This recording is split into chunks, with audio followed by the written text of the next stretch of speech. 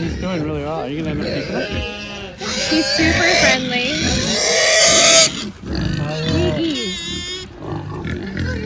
Cookie? We've named him Sir Connery for Sean Connery. Late Sean Connery. Oh, he likes those cookies. He likes cookies. Juggling Daisies is a whole on our farm. So the M&M sheep are new too. So we have these 2 white Cotswolds that we just got. And the amazing thing about our farm is people come shy. I call my animals people. But they come shy. They're not, this isn't normal necessarily farm animal behavior. They usually often run away. But our guys, we do feed them cookies every Friday.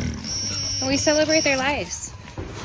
They're just safe and happy. They're all our friends. We got contacted by the Humane Society. Yeah, I think they finally captured them after running them down for like 3 days. Come on, Sprinkles. Sprinkles is a big dog. They all are. They're grass puppies. So where did they find? It was running around Aaron. Yeah, they just said that they had the sheriff had them and they were sending the van out to pick them up. But they didn't have a place to take them. And we've got a good partnership with the Humane Society. Being so close to them, they said, we put them in with the cows because we weren't sure. You did a little research, Amy. What kind of a ram is this? It's a Jacob ram. So Jacob rams have very good fleece. He has long and fuzzy, and polka dotted is nice so that you get a variation of colors. His stable length will probably be at least 4 inches, which is about the length of his coat once we get it shorn next spring. Jacob rams can look rather unusual where they have double sets of horns. They have one set that goes straight up and then a set that goes down.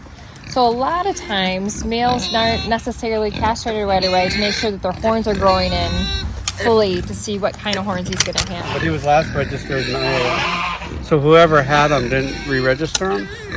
But we did find out that he was neutered and... Why do you think he's beautiful?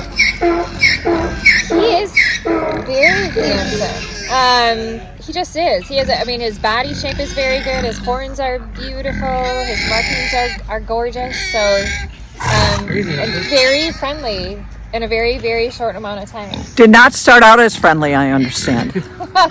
Or too friendly. Well, a little too friendly because we weren't sure if he was intact or not. So we kept him for the very first night. We put him in with the cows, and he got very amorous with our male donkey. And then we had some sheep in the center corral here, and he busted down a fence to get to them, but they're males, weathered males, so it didn't matter. And then the game plan was we went ahead and let him run with some females. Maybe seeing that if he was or wasn't neutered, that maybe we would have some babies. But seeing that he's neutered, antlers are different than horns. So deer have antlers and they shed those every year. Horns are part of their being and they never shed. What kind of a temperament? Rams, especially weathered rams. Like I have other boys here. This is Knit. He's also a weathered male. Very gentle, no differences as long as they're weathered. He probably wasn't castrated until a little bit later in life, so then you're not sure exactly what behaviors are all going to stay, but he is very, very friendly. Hi, you buddy. Yeah. Are you ready for cookies? I think times might be a little hard right now, and a ram like this may be considered a hay burner, meaning there's really, unless you're a fiber farmer, which we are, so we go ahead and we shear everybody and we use their wool to make yarn, he might be considered just a hay burner. Somebody else suggested that maybe he's a teaser ram, which means that sheep all cycle on their own monthly cycle, and so he might get the girls all excited, so they start cycling together before they release the actual ram into the group, which is entirely possible. Juggling Daisies farm started out purely as a fiber farm, but somehow, I love animals, and they all really seem to attach themselves to me.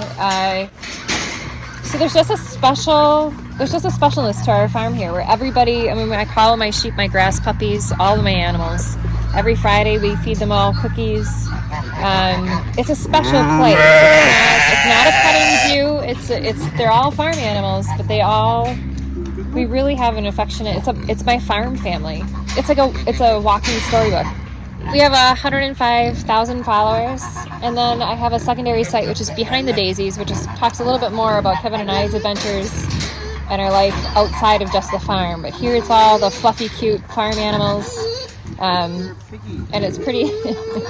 People love it, especially our daily live videos. So every single day I do a live video. I take a tour of the farm. In fact, I have one scheduled at 4, and I just walk and talk and say hi to everybody. And it's amazing, out of all my fans, how many people actually know every single animal's name here. Favorite overall is Ernest the cat, which happens to be right here. And this is what he does. We call him the mayor of the farm. He makes sure that the humans are taking care of all the animals. He used to ride on the pigs quite a bit, and so we've been featured on a lot of different social media channels, including the Dodo, local news about Ernest riding the pigs. It's just interesting. It's just love. Everybody, the biggest thing, people start watching, it's all about the love. And I think that's what the daily lives are too. It's just, they see this and it's very calming. There's a lot of people with anxiety, especially with COVID-19. Our audience has really fell in love with all of our lives, and they look forward to it every single day.